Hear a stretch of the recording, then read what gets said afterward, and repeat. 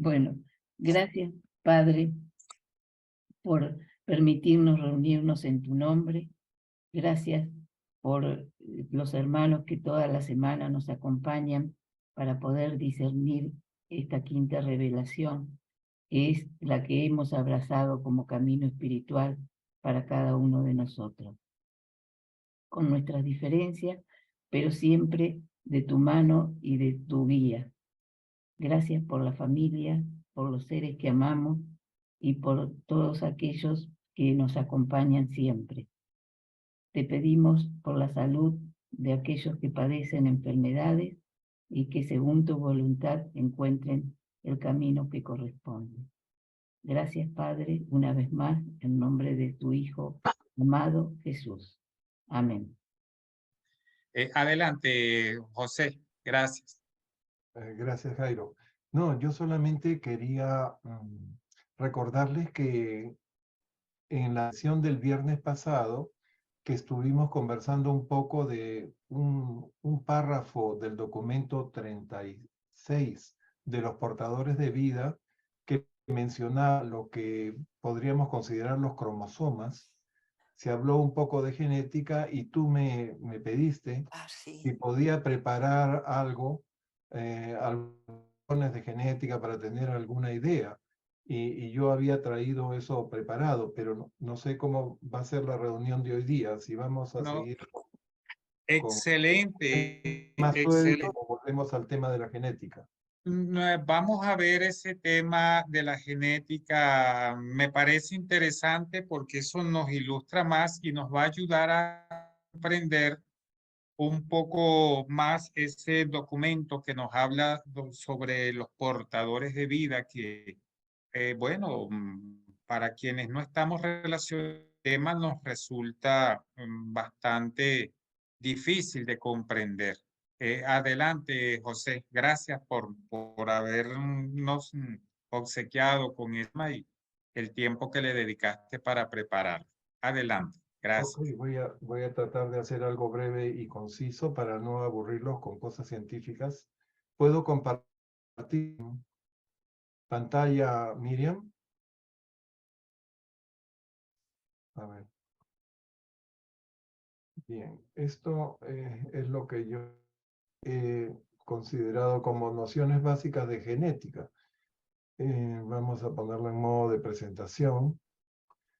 Pero antes les voy a mostrar acá lo que decía el libro de Oriente. A raíz de esta cita, de este párrafo del documento 36, es que se decidió escarbar un poco en la correspondencia de estos textos con lo que actualmente sabemos, ¿no? En ciencia, en biología, en genética sobre esto, ¿no? Les voy a leer brevemente estos párrafos y las partes que he resaltado aparentemente no quedan claras. Dice, el número 10, el sistema decimal, es inherente al universo físico, pero no al espiritual. El ámbito de la vida está caracterizado por el 3, el 7 y el 12, y por múltiplos o combinaciones de estos números básicos. Entonces, como ustedes saben, los superversos, que son 7 porque son la permuta de 3 de la Trinidad, ¿no? En todas sus posibilidades matemáticas, cada superuniverso está dividido en 10 sectores mayores, y cada sector mayor en 100 sectores menores, y así todo múltiplo de 10, ¿verdad? Sistemas locales, constelaciones, etcétera, todo va en 10. Pero en lo que respecta a la parte, no juega el sistema decimal, sino los números 3, 7, y en cuanto a la parte biológica, a la implantación de vida, el número 2. El número 9 también lo incluiría yo acá, pero el 9 tiene otra connotación. Un día vamos a hablar solamente del 9 y se van a sorprender ustedes las cualidades que tiene el número. Bien, entonces acá lo que he subrayado es que este 12 se da en la biología en múltiplos y en combinaciones con el 7 y con el 3. ¿Ok? Hasta ahí esta parte. Después nos dicen que hay 3 planes de vida primarios. Y estos 3 planes, más adelante, dicen, y esencialmente diferentes según el orden de las 3 fuentes y centro del paraíso, significa que estos 3 planes están relacionados, una con las cualidades otras con las cualidades del Hijo eterno y otras con las cualidades del Espíritu infinito, ¿no? Porque la correlacionan con las 3 centros, o sea, las 3 personas de la Trinidad como absolutos. Y después nos dice, y en el universo de Nevadón, estas 3 formas básicas de vida están agregadas en 3 tipos diferentes de planetas. O sea que hay 3 grupos de planetas, un primer grupo con ciertas características de vida, no sé cómo sería esa vida con cualidades del Padre Universal, otro tipo de vida con cualidades del Hijo Eterno y otro tipo de vida en donde predominan las cualidades del Espíritu Infinito. Eso es lo que yo me imagino de este párrafo. A continuación, perdón, dice, había realmente, sí, perdón si me quieren interrumpir en cualquier momento, con toda confianza. Jairo, estás muteado. Disculpa, párrafo anterior, sí, disculpa. Yo había, recordemos que el libro de Urantia es como lo interprete cada uno de nosotros. Eso no es que alguien sabe y otros saben menos. Observen que yo esos tres tipos de planeta, yo los interpreto como planetas donde los seres mortales son de fusión con el Padre, planetas con un fragmento del Padre Universal, planetas donde los seres mortales se fusionan con un fragmento del Espíritu Santo, ¿verdad? Que es el Espíritu del Hijo Creador, y un tipo de planeta donde los mortales perdón, con el espíritu de la verdad, que es el espíritu del Hijo Creador, y un planeta donde los mortales se fraccionan con un fragmento del Espíritu Santo, porque los reveladores nos hablan de esos 3 tipos de seres. Y me parece muy acertada tu enfoque también en esos 3 tipos de planetas. Nosotros, pues, solamente conocemos lo que se nos ha revelado. Hay muchas cosas que no se nos revelan y donde solamente podemos conjurar. Era lo que quería decir al respecto sobre esos 3 tipos de planetas, que yo los veo desde ese punto de vista, José. Miriam, por favor, está pendiente de llevar a ver quién levanta la mano en el orden. Adelante, Miguel, gracias. Adelante, Miguel, ¿qué opinas? Sí, no, me parece muy interesante lo que está compartiendo José. Respecto, lo veo igual que el hermano José, en el sentido de que, además nos lo dice el libro, no es que no es interpretable, quiero decir, el libro nos dice que un superuniverso está influenciado en 7 superuniversos, uno está, dijéramos, entre comillas, influenciado por el Padre, otro por el Hijo, otro por el Espíritu, otro Padre, Hijo, otro Espíritu, Hijo, en fin, nos da el resultado de 7. Es la relación. Después están los 7, ¿cómo se llaman? Yo es que las expresiones, la memoria mía, para eso están los 7 espíritus maestros, que también otorgan, cada uno tiene la personalidad de cada superuniverso, y que esto al llegar a finalitarios también queda marcada, esa marca la tenemos ahí también, ¿no? Solo quería decir esto porque yo es que estoy intuyendo que José nos va a llevar de pronto con este principio que es urantiano, que es literal, que nos lo dice el libro, nos va a llevar lo va a conectar con el ADN, con las hélices y con todo esto, ¿no? Pero sí, estoy totalmente de acuerdo. A eso voy justamente. Sí, en este segundo párrafo, en realidad no es un párrafo, todos estos primeros párrafos y los 4 o 5 siguientes están en el mismo párrafo, son sentencias, son oraciones que están separadas por un punto seguido, ¿no? Párrafos distintos. Yo lo he puesto así porque transmiten ideas completamente distintas. En este segundo que he leído, habla de tres tipos diferentes de planetas en Nevadón, ¿no? En donde hay 3 planes distintos de vida primarios. Porque estamos hablando de vida, de planes de vida, no de fusiones ni con el Padre, ni con el Hijo, ni con el Espíritu, ¿ok? Después nos dicen que originalmente habían conceptos diferenciados y divinos de vida transmisible, o sea, una vida capaz de autorreplicarse o reproducirse, ¿no? Bien, y este número 12 a continuación, con sus subdivisiones y múltiplos, aparece en todos los patrones básicos de vida de los 7 superuniversos. O sea que todo parte número 12 y de la misma forma está distribuido en los 7 superuniversos, ¿no?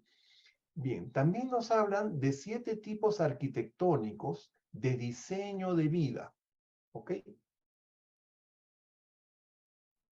Con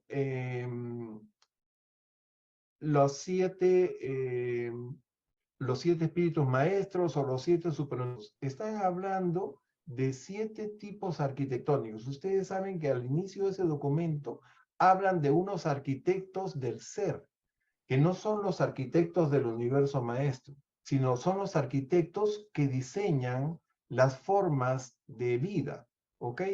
De los seres vivos. Nos hablan muy poco, nos revelan muy poco de estos arquitectos en el único sitio donde se mencionan, ¿no? Entonces se habla de diseño de vida, disposiciones fundamentales de las configuraciones reproductoras de la materia viva.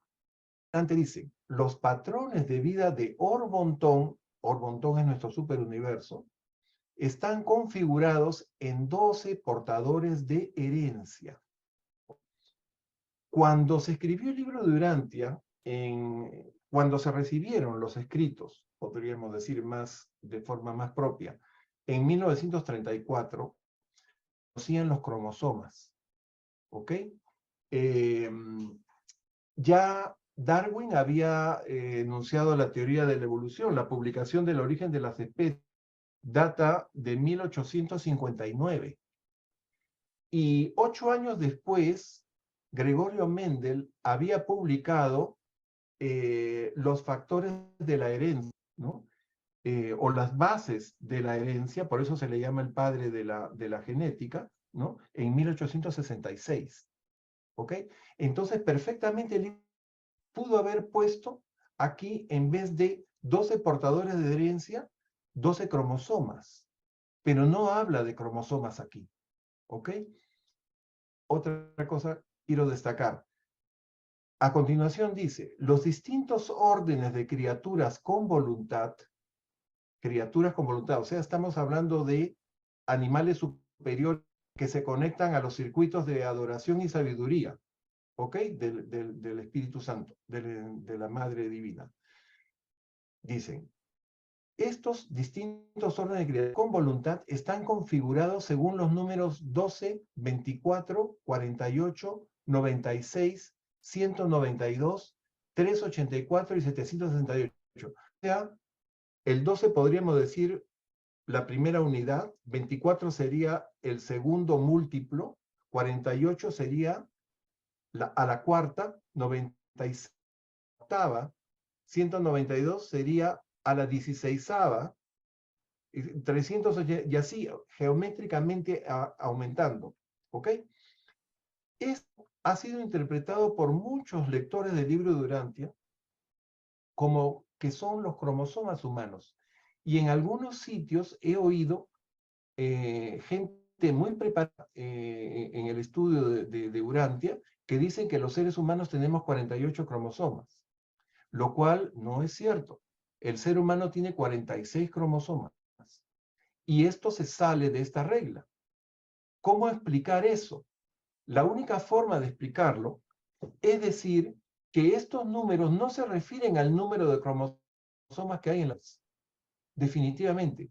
Si asumiéramos que la especie humana tiene 48 cromosomas, estaríamos diciendo que somos de la especie simia. Los simios, los chimpancés, los orangutanes, los gorilas tienen 48 cromosomas, pero los humanos tenemos 46. ¿Ok?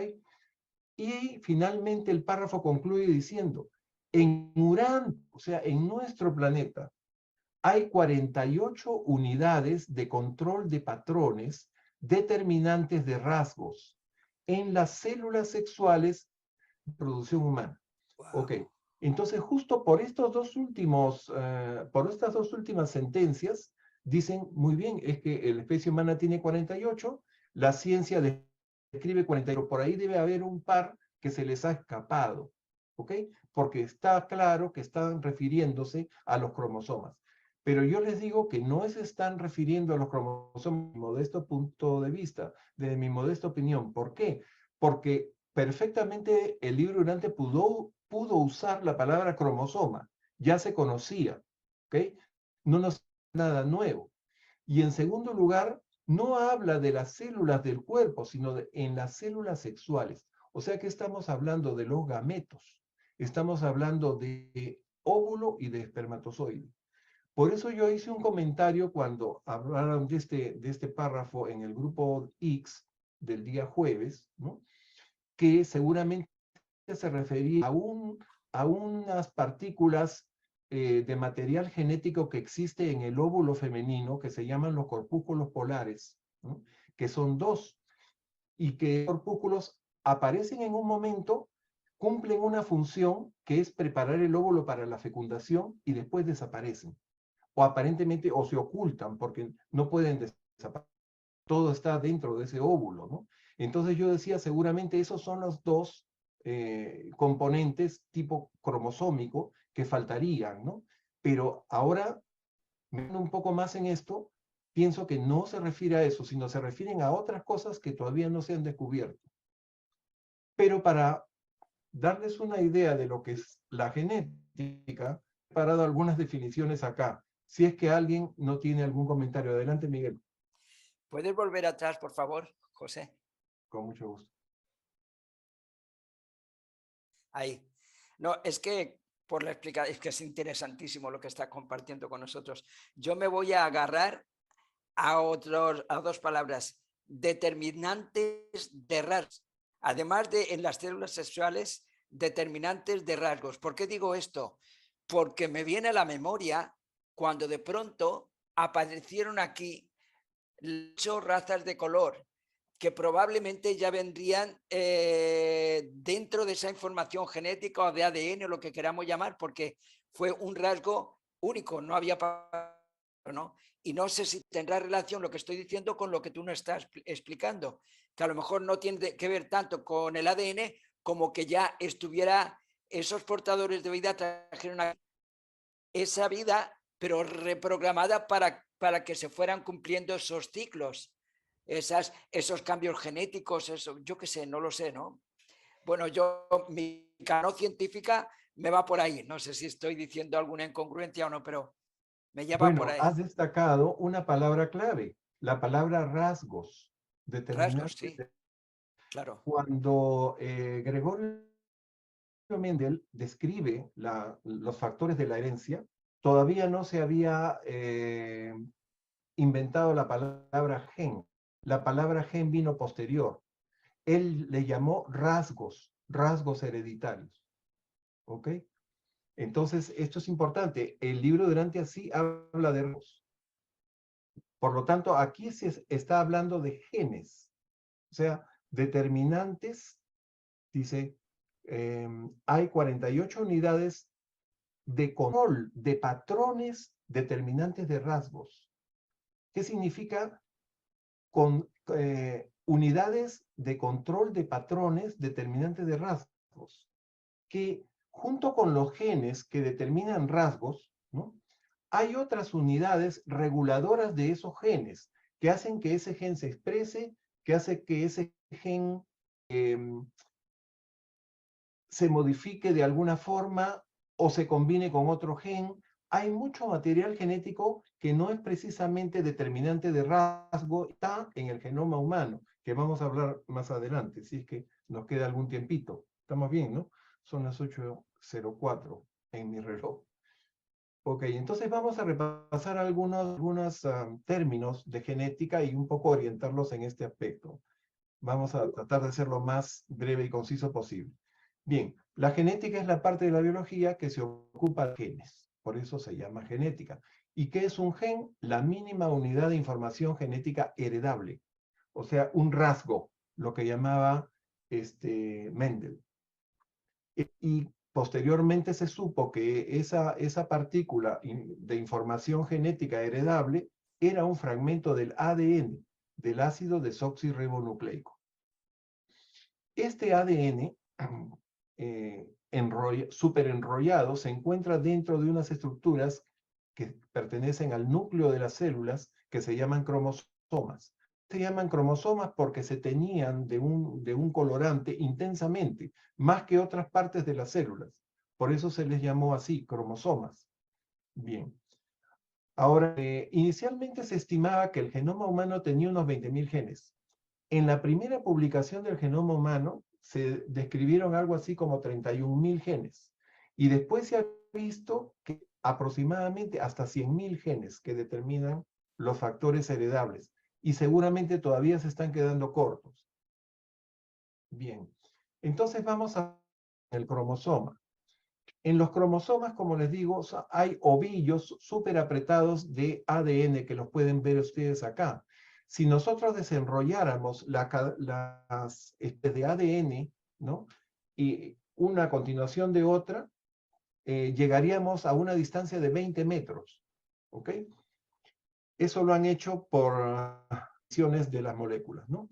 Bien, y cada fragmento de ADN constituye un gen, por eso acá están marcados como estas pequeñas bandas los genes. Y efectivamente cuando diferencian los genes a través del microscopio electrónico, se ven como bandas que están unas paralelas con otras. Y eso es lo que se llama los genes alelos, o los genes que están uno frente a otro.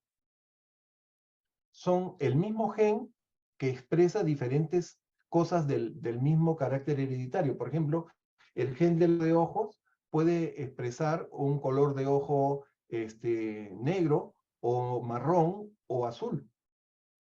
Son los alelos de ese gen.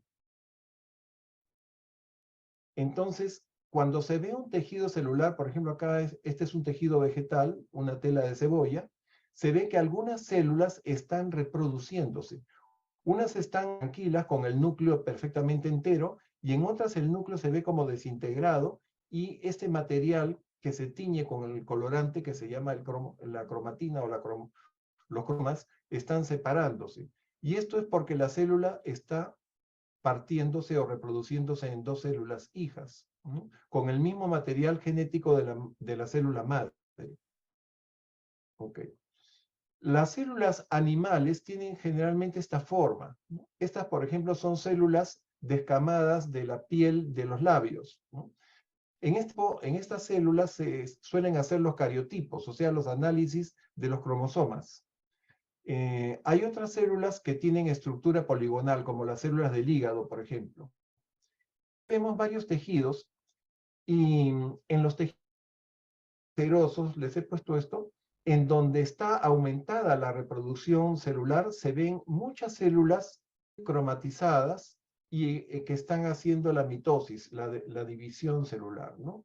La célula se divide de dos formas, como mitosis y como meiosis. Ahora vemos más ejemplos y más explicación sobre eso, ¿no? Entonces, este es un tejido que se está reproduciendo rápidamente, mientras que este otro está más estable. No, tiene pocas mitosis. Y en eso se basa el diagnóstico de un cáncer, ¿no? Cuando las mitosis sobrepasan de un índice, digamos, normal para ese tipo de tejido. Bien. Entonces acá vemos una mitosis, acá una célula descansando en su fase que se llama en interfase, cuando no se está reproduciendo. Y es en este momento que está en mitosis de donde es más fácil extraer estas partículas hiperpigmentadas que se llaman los cromosomas. En la especie humana hay 46 cromosomas. estos 46 cromosomas están divididos, están en parejas, o sea, en realidad son 23 parejas de cromosomas. Aquí, para ver que dentro de los cromosomas están estos ovillos de ADN, que les digo que si se estiraran alcanzarían 20 metros, y ese ADN, la molécula de doble hélice que describieron Watson y Crick en 1953, poco antes de la publicación del libro de Urantia, pero ya la información de Urantia había sido tanto, Urantia no habla de ADN. ¿Ok? El ADN se conforma, hay dos tipos de ácidos nucleicos, el ADN y el ARN. Se diferencia el ácido desoxirribonucleico o por el ácido ribonucleico. Generalmente el ARN está en el citoplasma y el ADN siempre está en el núcleo.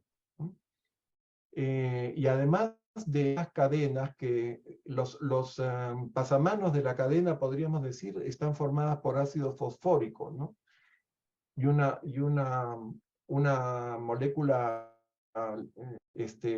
una molécula, un carbohidrato que puede ser la ribosa o la desoxirribosa. Y después los puentes que unen estas dos hélices son las llamadas bases nitrogenadas. Y estas bases son 4, más una que tiene solo el ARN. El uracilo solamente pertenece al ARN. Todas las están en los dos ácidos nucleicos, adenina, citosina, guanina y timina. O mejor dicho, la timina es reemplazada por uracilo en el ARN. Bien, son cosas técnicas. ¿Qué cosa es el cariotipo? El cariotipo es el estudio de los cromosomas. Después de que se hace una preparación en el laboratorio y se rompe el núcleo en los cromosomas, se les toma una foto. Se toma una foto con el microscopio y después la foto, el patólogo clínico o el genetista, a recortarlas y separar los cromosomas y comenzarlas a ordenar en parejas de acuerdo a su tamaño, comenzando por el más grande y terminando por los más pequeñitos. ¿Ok? Entonces, por ejemplo, en este cariotipo tenemos 46 cromosomas, tenemos 22 pares de los llamados autosomas o cromosomas que dan rasgos corporales, y los dos últimos, el último par, que está conformado por un cromosoma que le dan la forma de Y otro que es el llamado cromosoma X, que es parecido a estos otros X, pero que es perfectamente simétrico, ¿no? Y es un poquito más chiquito que los primeros cromosomas que tienen su centro más o menos equidistante entre los dos extremos, ¿no? Todos los demás tienen asimetría en este punto oral, que sería, tiene su nombre, me parece que es el centrómero, bueno, no estoy seguro. La cosa es que este es un cariotipo, así como se presenta el tipo y así se estudian los cromosomas, y se ve si está el número correcto o hay más o menos de lo que deberían estar, ¿no? Y aquí tenemos, por ejemplo, ciertos tipos de ciertos seres del reino animal y plantas. Por ejemplo, el ser humano 46, el chimpancé, como les decía, tiene 48, ese cuadraría perfecto con esa descripción del párrafo de Urantia. El caballo tiene más cromosomas que el ser humano, así como el perro. El gato tiene menos. El ratón tiene 40. Y aquí algunas plantas. O sea, no por el grado de evolución ni de complejidad del organismo, el número de cromosomas no se relaciona con eso, como pueden ver ustedes. A ver, aquí hay un cariotipo anormal.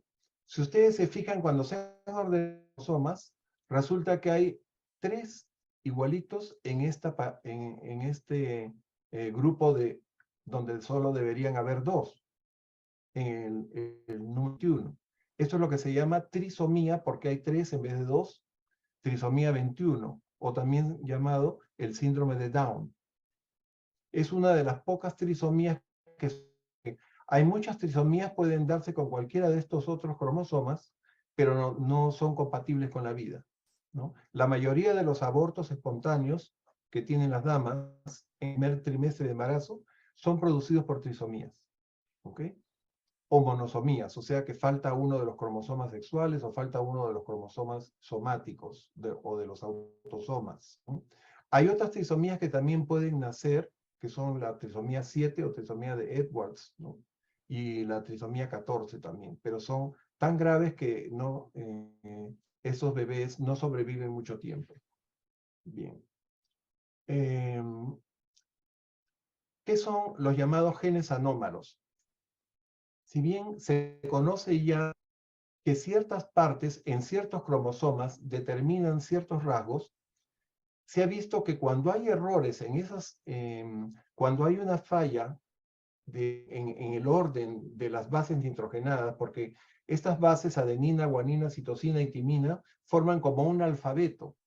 Y entonces esos códigos son los que dan origen a ciertas sustancias, proteínas, o en fin, o determinan que se hereden ciertos rasgos, ¿no? Y así se ha visto, por ejemplo, que hay un gen que determina cuando hay error en esa banda, se produce la hemofilia de tipo A o la hemofilia B y estas otras enfermedades más o menos raras. Bien. Entonces, cromosomas somáticos, como les digo, son también llamados autosomas, determinan rasgos del cuerpo. Cromosomas sexuales son los que van a determinar el sexo del individuo. Es todo lo que realizan las células para mantener el tejido vivo. Siempre las células tienen un periodo, una vida media, y cumplida esa vida tienen que reproducirse en 2 nuevas células hijas, y todas nuestras células de nuestro cuerpo se están renovando permanentemente, ¿no? Bien, los genes alelos es lo que les decía. Por ejemplo, si tenemos el gen que determina el color de ojos, hay un alelo que se determina el color negro, otro alelo el color verde, y cada uno de ellos se transmite por separado. Algunos se manifiestan y no se manifiestan. Eso es lo que se llama dominancia y recesividad. Por ejemplo, si el padre tiene ojos marrones y la madre tiene ojos azules, ¿no? Uno de los dos resulta dominante en el hijo y se manifiesta. Por ejemplo, los ojos azules. Pero ese hijo con ojos azules también porta los genes de ojos pardos del padre, y en una generación futura puede manifestarse ese gen independientemente, ¿no? Entonces, los caracteres hereditarios dependen de los genes, que son fragmentos de ADN y que están contenidos dentro de los cromosomas, ¿ok? Todos los rasgos se dan de esa forma y se transmiten de esa forma de generación y nunca se pierden. Bien. Ahora, ¿qué es genotipo y fenotipo? El fenotipo es el aspecto que tenemos por los genes que se han expresado en nuestra embriogénesis, podríamos decir. Pero lo que no vemos, lo llevamos dentro de los cromosomas de todas y cada una de nuestras células, es lo que se llama genotipo. O sea, lo que no se ve, pero se puede transmitir. En algunos factores solo se manifiestan si es que el mismo gen viene del padre y de la madre. Eso es lo que se llama herencia homocigota. Así como hay rasgos que se dan de esta forma, también hay enfermedades que se transmiten, ¿no? Y se habla de herencia homocigota autosómica recesiva, ¿no? O herencia heterocigota autosómica, en fin, o ligada al sexo, depende qué cromosoma esté involucrado en eso. Bien. Y llegamos al padre de la genética. Gregorio Mendel fue un monje austriaco que hizo sus trabajos de genética en la abadía de Santo Tomás de Brno, en la República, actualmente la República Checa, ¿no? Él, bueno, luego de hacer las rutinas de oración con sus colegas clérigos, se dedicó a estudiar los guisantes.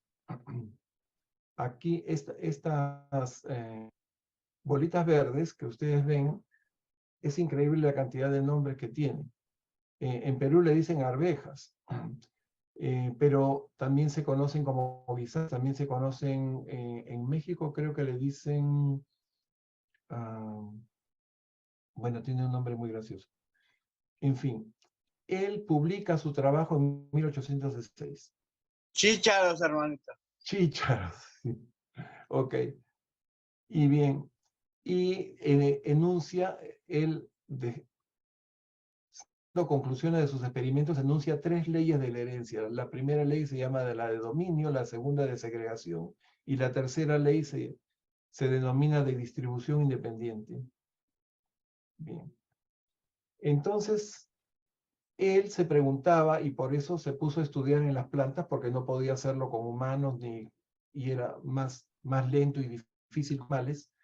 ¿Por qué un hijo se parece a la madre en ciertos rasgos y al padre en otros? ¿O por qué ciertos caracteres se dan en los hijos, no se dan en los hijos, sino en los nietos, ¿no? Y como que estos factores hereditarios saltan una generación, ¿no? Entonces, de ahí él habló de los caracteres, de los rasgos que había de tipo dominante que siempre se daban, y habían rasgos recesivos que no se daban en el ser vivo o en la planta, pero se... Bien. Y acá están, bueno, estos esquemas que explican las 3 leyes básicas de la genética, las leyes de Mendel, ¿no? El primero, una abeja verde con una... Se dio cuenta que la arveja amarilla era la dominante y siempre salían todas amarillas, pero 2 de ellas, en esta acción, todas llevaban el gen recesivo de la arveja verde. Por lo tanto, en la siguiente generación, cuando él cruzó, ¿no?, estas arvejas híbridas, el otro gen le salió una verde perfecta y 3 amarillas, ¿no?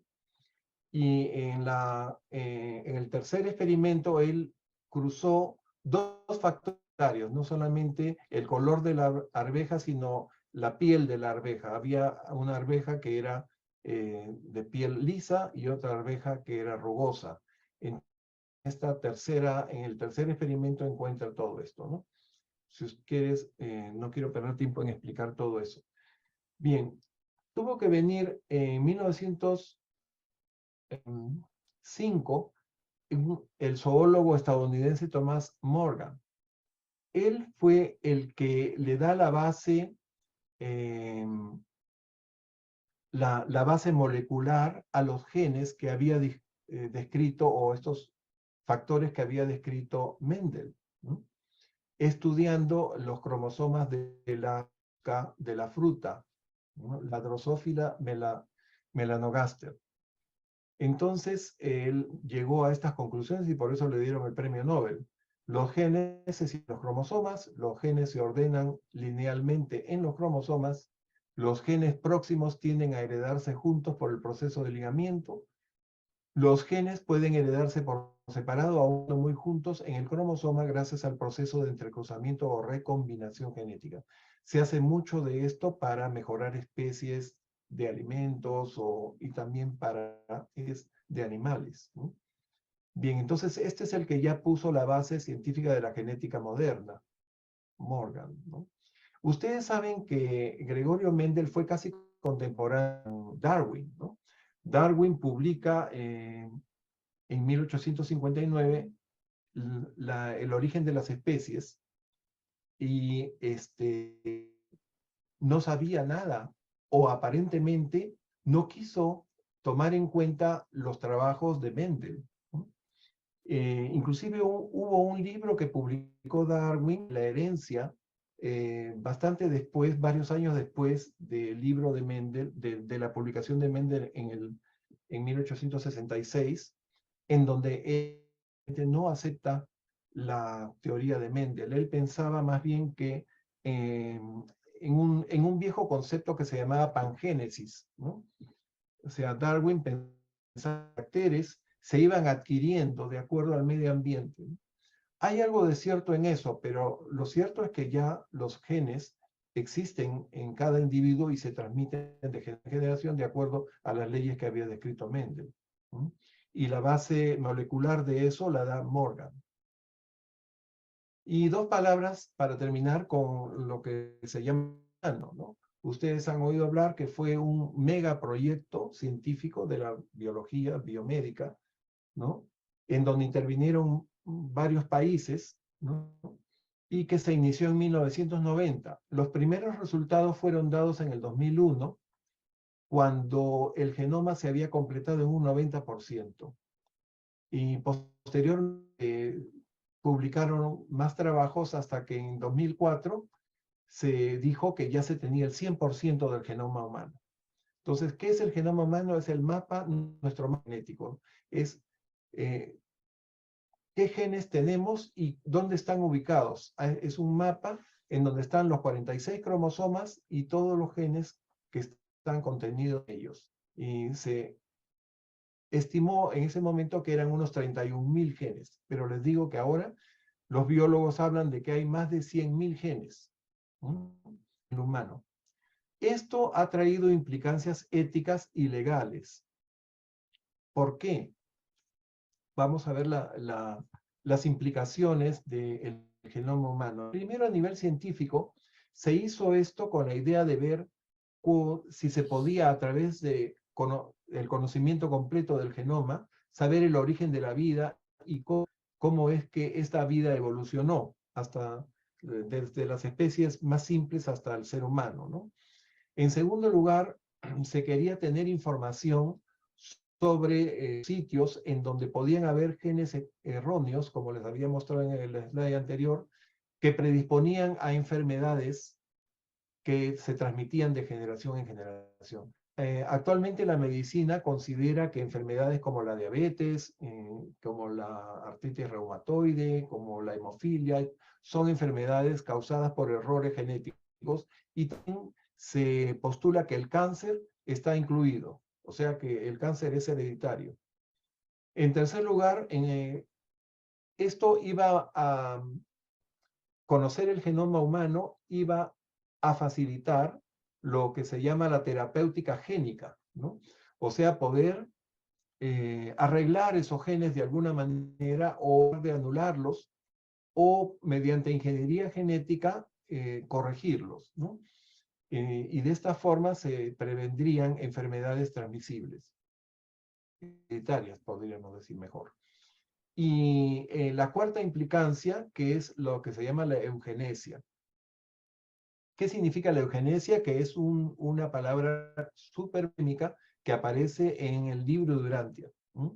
La selección natural o artificial, inteligente, de seres humanos que sean defectuosos. O sea, Darwin hablaba de selección natural, o sea que las especies se iban perdiendo o iban muriendo porque no se adaptaban al medio, ¿no? Y sobrevivían las más fuertes. Sin embargo, especies que han sobrevivido pueden tener errores en su genoma, y si son detectados, esas personas con esos errores pueden ser eliminados, y entonces hay implicaciones éticas, hay implicaciones legales, de derechos humanos, etcétera, etcétera, etcétera. Y eso ha motivado el descubrimiento o la investigación en el genoma, ¿no? Entonces, en el genoma se ve algo así. Se ven las bandas o las secuencias de las bases nitrogenadas del ácido desoxirribonucleico, ¿no? Y se pintan así. Bien.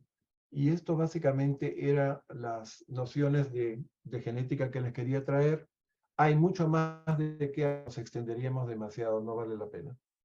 Más bien, si hay alguna duda o pregunta, estamos listos para absolverla. Felicitaciones, José. Permíteme, después viene Octavio y no sé alguien más.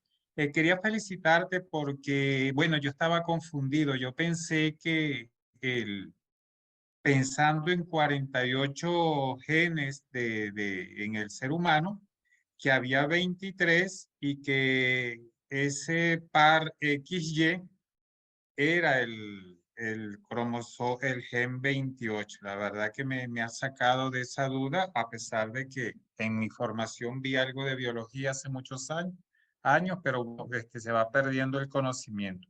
Excelente, te agradezco esas láminas. Se ve que dedicaste tu tiempo para presentarnos un excelente trabajo. Muchas gracias, José. Se las puedo mandar después. Ay, ok, perfecto. Y lo compartimos con todos los hermanos y me das la autorización, lo comparto en otros grupos. Con toda confianza. Amén, gracias. Adelante, Octavio. Oiga, hermanito José, yo siempre he tenido una duda en cuanto al genoma. Por ejemplo, como usted dice, ya se sabe el mapa de todos los genes, pero una persona adulta que no nace, ¿le sirve de algo saber de dónde está exactamente cada gen por si tuviera alguna enfermedad o algún problema? Se puede, no sé, se le puede dar algún tratamiento, algo, sabiendo la ubicación de ese gen que le está dando algún problema, por ejemplo, un niño con síndrome de Down, no sé, ¿se sabe dónde está el problema? ¿Puede corregir eso? ¿O no en todos los casos? A ver, ahí. O nada más es la ubicación, o nada más es saber dónde está, pero pues no se pueden manipular de qué caso tiene. O se puede hacer algo antes de que nazcan. Bueno, si sabes antes de que nazcan y sabes que traen un problema, a lo mejor es más factible en los bebés que en los adultos, ¿no? Esa es la duda que siempre he tenido. Ok, Octavio, gracias por la pregunta. Empiezo a responderte desde el final. El síndrome de Down es un problema de cromosomas. Hay un cromosoma extra en la pareja número 21, ¿ok? Esto se puede diagnosticar antes, muy precozmente en el embarazo de una, ¿no? Y se le da, al menos en este país está autorizado, se le da a elegir si quiere continuar el embarazo con su hijo Down o quiere abortarlo, ¿no? Está permitido. Pero aquí en Norteamérica sí. De modo que se hacen unos exámenes y se detecta si la madre que tiene factores de riesgo, como son la edad, en fin, podría tener un Down, y en realidad se hace de rutina a todos, inclusive con mujeres jóvenes, ¿no? Porque el Down también se puede dar por un problema que se llama translocación. Si una mujer tiene translocación de 2 cromosomas, tiene altísimo riesgo de tener un hijo Down, ¿no? Entonces se hace así como screening, y si sale Down, le dan a escoger a la mujer si quiere continuar o no el embarazo.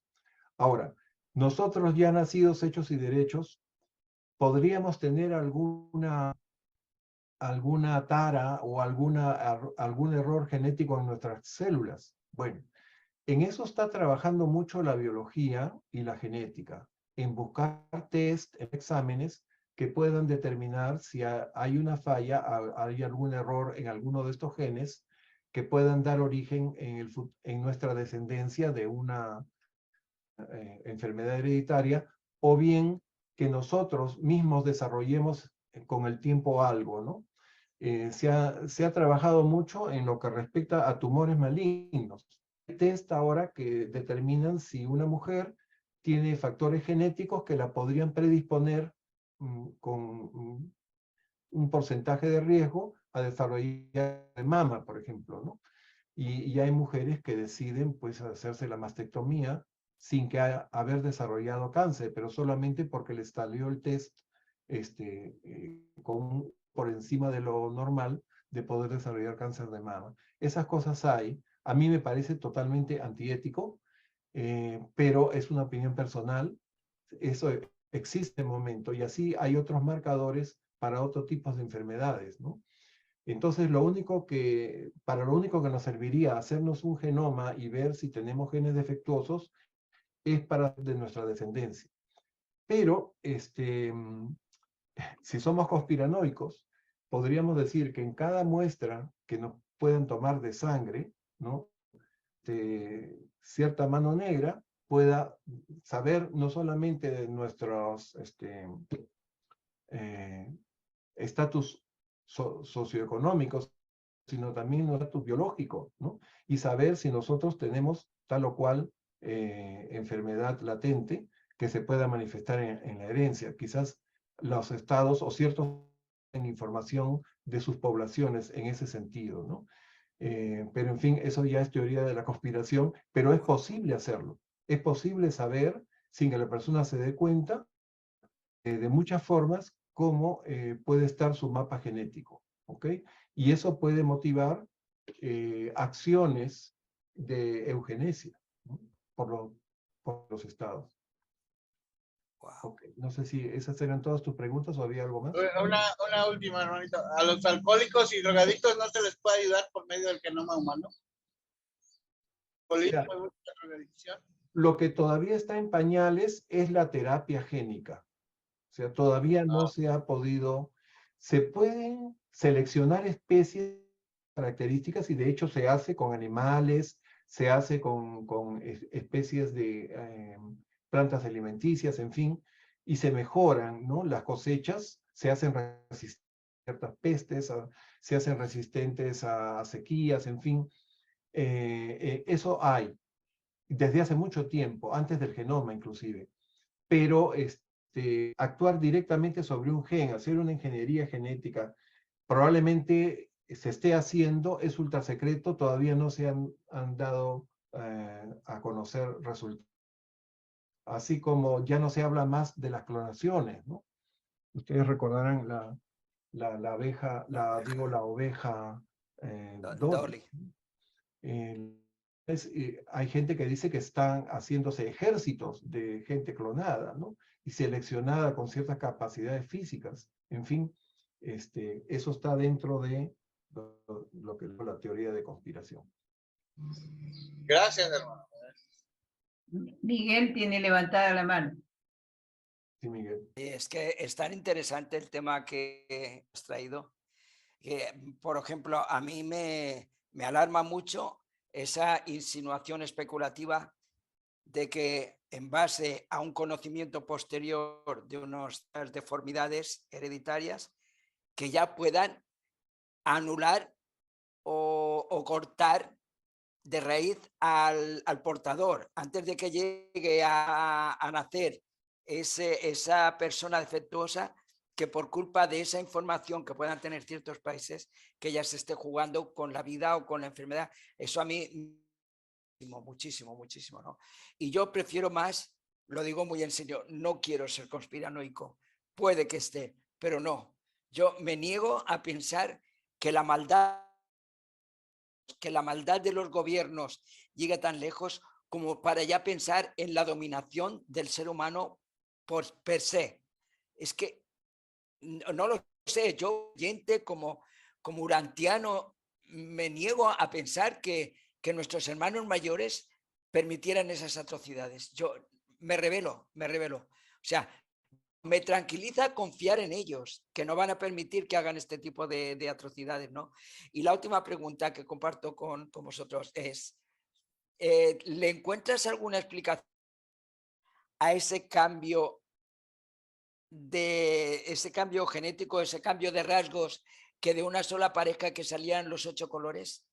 Porque nos dice el libro que en otros sitios han sido progresivos y no han sido, pero ahí fue pum, como cuando una flor de pronto se abre y salen todos los pétalos, ¿no? Y a mí eso sí que me inquietó mucho. No sé tú cómo lo ves, aunque sea especulando, porque ya estamos que no, pero no sé, como entendido en la materia. Esos documentos son fascinantes, esos que hablan de la evolución, ¿no? En esos documentos se acepta la evolución, los seres vivos evolucionan, pero su evolución, que está también contenida en instrucciones del ADN, llega hasta cierto punto. Y en un punto determinado, los de vida que están supervisando esa evolución y que están trabajando en el planeta, no los vemos, pero ahí están, ¿no? Ellos intervienen para que avance esa especie a un escalón más. Introducen mutaciones, entre comillas, pero perfectamente planificadas por estos portadores de vida. Ahí O iba sea, yo. hay saltos. Y es más, el documento en donde hablan de la vida humana, dicen que el ser humano evolucionó desde estos animalitos, los lemures, ¿no? De los que evoluciona la rama de los simios, a través de 4 mutaciones que fueron planeadas, que fueron perfectamente diseñadas en momentos precisos por los portadores de vida. Por lo tanto, dice el libro, nunca encontrarán los eslabones perdidos. O sea, la ciencia dice, bueno, acá hay un salto evolutivo y no se sabe por qué hasta encontrar el eslabón perdido. Ese eslabón perdido nunca lo van a encontrar, porque han habido 4 saltos que fueron intencionalmente hechos por los portadores de vida y que dieron origen a las especies prehumanas y posteriormente a la humana. O sea, cuando vinieron e implantaron vida en el mar, esa vida que implantaron en el mar ya estaba programada que llegara a ser nosotros. El resultado llegaríamos a ser nosotros. De alguna manera, ¿no? Alargando un poquito, poniéndolo imaginación. No igual, porque bueno, ahí hubo una rana intermedia que a lo mejor hubiera evitar que hubiéramos sido a lo mejor como somos o tal, ¿no?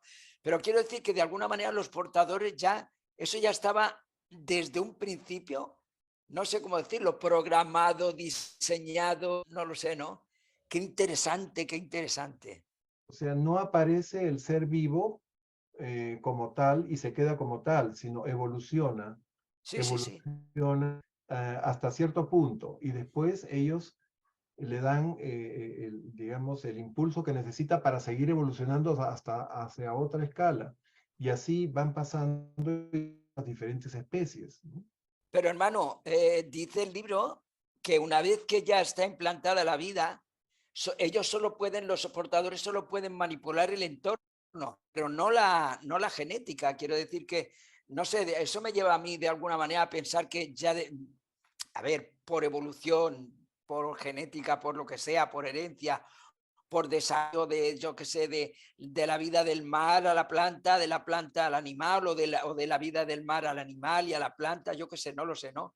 Pero yo voy más atrás y entonces me hago esa pregunta de que de alguna manera la información que traían los portadores ya estaba, es que es especular, ¿no? Fíjate que estamos hablando contigo que eres muy y no tienes la respuesta, ¿no? Porque ni siquiera científico, ya lo has dicho tú, o sea que nunca van a encontrar el eslabón perdido, ¿no? Pero bueno. Nunca van a crear vida ni van a encontrar los eslabones que dieron No, origen no.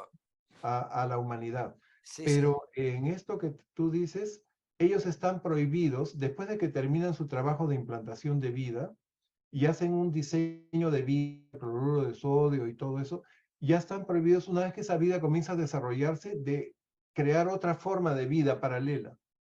Yo lo interpreto así, esos párrafos que dicen no pueden seguir implantando nuevas formas de vida. Esa vida que ya crearon es la que va a evolucionar en el planeta, ¿no? Hasta su máxima expresión, que es el ser humano, ¿no? El ser humano, además, ya siendo ser humano, pasa por una etapa de ser humano primitivo, después pasa al ser humano civilizado, cuando viene el príncipe planetario, las razas de color que en este planeta, solo en este planeta, por ser seguramente un planeta decimal, experimental de vida, ¿no? Salió, en una sola generación salieron las 6 razas, pero normalmente aparece una a continuación de la otra, comenzando por la roja, ¿no? En este Sí, planeta claro. sucedió eso como un evento muy real. Eso Yo lo decía 8 razas. 6 razas de Sí, color sí, más la raza sí, sí. andita, la de Andón y Fonta, que fueron Sí. los primitivos, ¿no? Bueno, gracias. Excelente el tema de hoy. Observemos que hemos repasado y esto nos da una nueva base para volver a leer ese documento 36, creo que es, ¿no? El 36, el documento El de los 36. portadores de vida. Leerlo ya con otra visión, con otro conocimiento más ampliado. Es posiblemente, esto a mí se me ocurre que posiblemente dentro del núcleo de la célula animal es probable que haya algunas estructuras, no sé de qué tamaño, que la ciencia no las haya podido, todavía no las haya descubierto, y que esas estructuras de alguna manera han sido mencionadas allí en ese párrafo que nos leyó Pepe, porque lo decía Pepe, es un solo párrafo. Lo que pasa es que es larguísimo y tiene muchas ideas allí separadas por un punto, pero muy específicas, se refiere muy esenciales.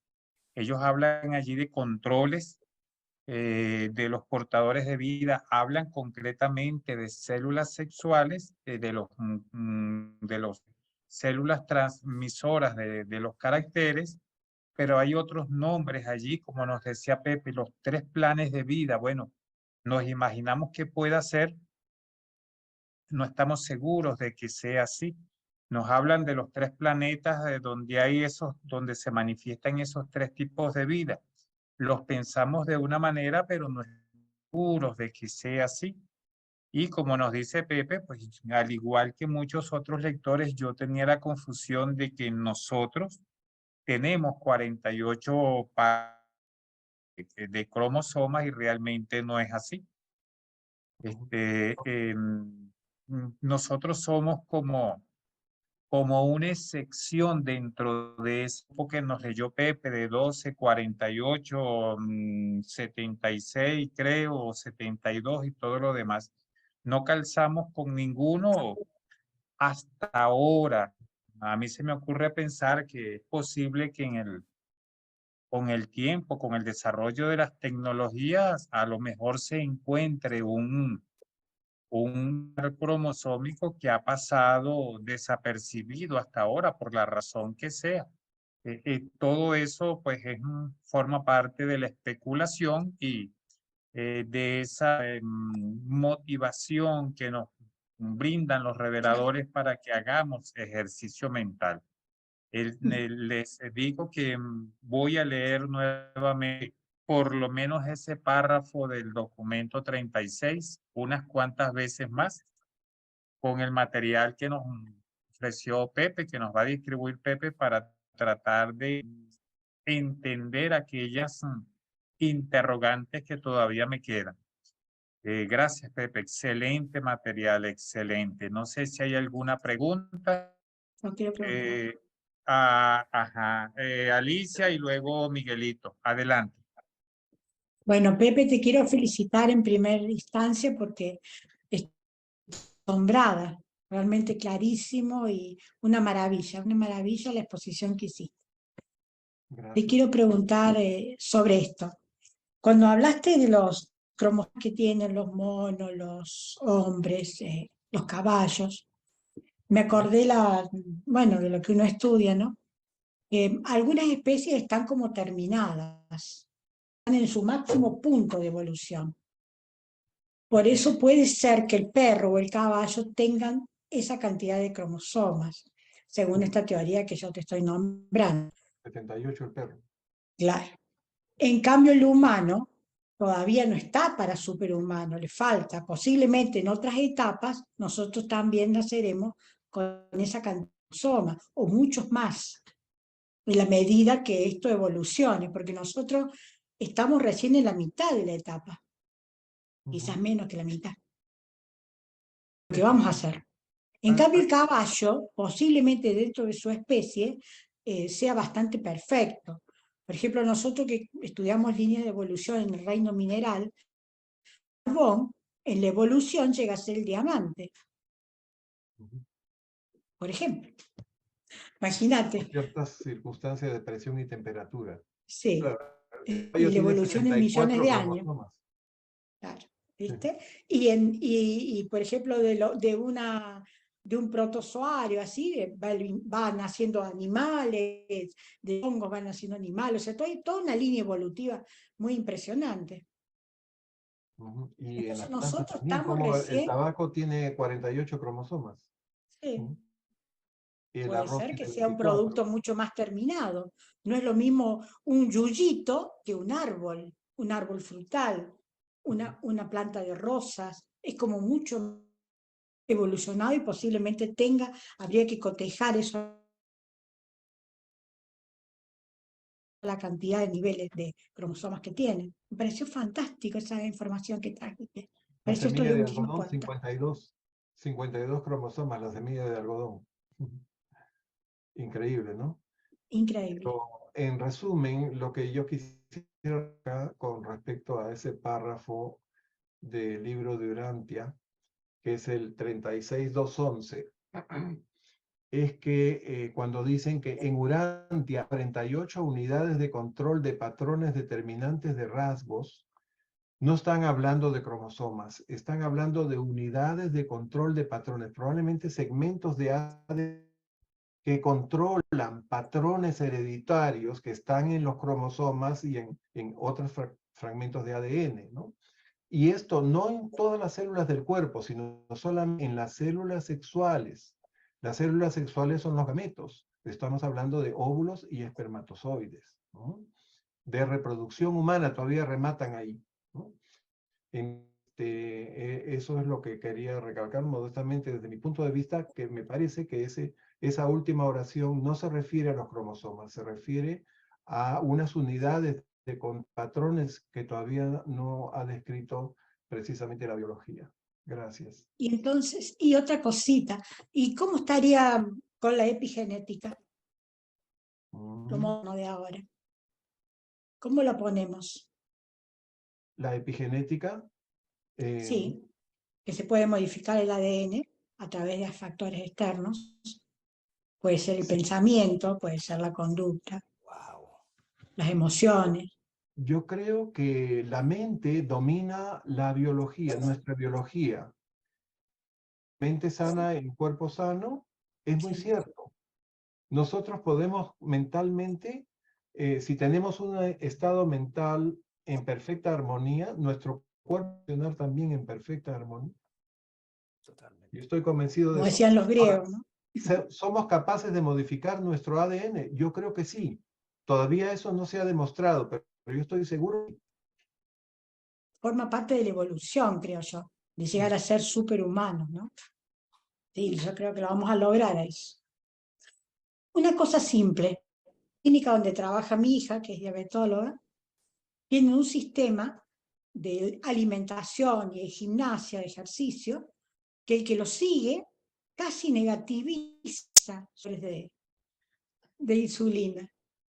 O sea, Bueno, vienen hay con dos tipos de diabetes. 200, no, la diabetes, 2, que es difícil, la 2. sí. Y se les negativiza menos de... Pero hay que hacerlo así, tal cual. Y vienen con 200 y pico y no la pueden bajar con nada. Entonces vos decís, ¿es hereditario? Ah, sí, porque mi mamá, mi papá, qué sé yo. Y sin embargo, cambio de vida muy grande, eso Pueden mejora. revertir la Claro, es glucosa a increíble niveles eso. normales. O Sí, mejorar la producción de insulina, calidad de insulina también. sí, sí. Ujú. No hablemos del que no tiene Ustedes solución, que es saben, la 1. Bueno, la insulina que se usa para la medicina está fabricado por bacterias, gracias a técnicas de ingeniería genética, ¿no? O sea, a la bacteria le han transcrito el segmento de ADN que codifica la molécula de la insulina. Y esa bacteria impresionante. produce cantidades increíbles de insulina. Antes la insulina, que Era la de... descubrió un médico canadiense justamente en el año 52, la extrayendo del páncreas de cerdos, ¿no? Tuvo que matar a bastantes cerdos para poder sacar unos pocos gramos de insulina, ¿no? Pero eso se produce industrialmente por bacterias, por cultivos de bacterias en laboratorio, ¿no? Gracias a ingeniería genética. Impresionante.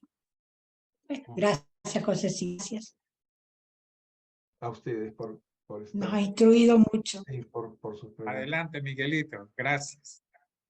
Bueno, yo primero me encanta la imaginación de nuestra hermanita. Eres increíble.